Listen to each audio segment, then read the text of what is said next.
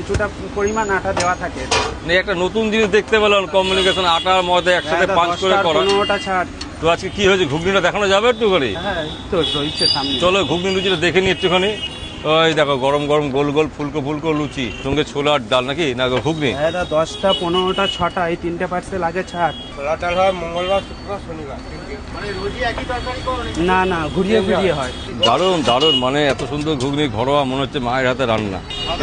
পুরো পরিষ্কার পরিচ্ছন্ন সাদা নর্মাল, মানে বেশি ঝাল মশলা দেওয়া নেই। খেতে অবশ্যই ভালো হবে, কারণ দেখতে পাচ্ছি সকাল থেকে মোটামুটি 12-14 কিলো ময়দা আটা মিক্স। হাত খুব ভালো ফাস্ট প্রচুর কাজ করছে, এক নাগাড়ে কিন্তু কন্টিনিউ ভেজে যাচ্ছে। কড়াই কটা করে দিচ্ছে? কড়াই 15-20টা মতো থাকে। একসঙ্গে 15-20টা কড়াই কিন্তু দেওয়া হচ্ছে। গোল গোল ফুলকো ফুলকো লাল লাল মুখ ভরানোর স্বাদে গন্ধে অতুলনীয় লুচি, খেলে হয়ে যায় মন খুশি।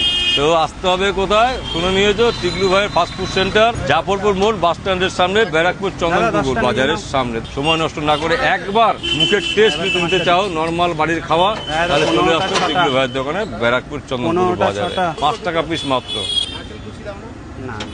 লোকে খাচ্ছে, পার্সেলও নিয়ে যাচ্ছে। আমার প্রত্যেক বাধা এখানে 12টা 15টা। বাড়ি কোথায়?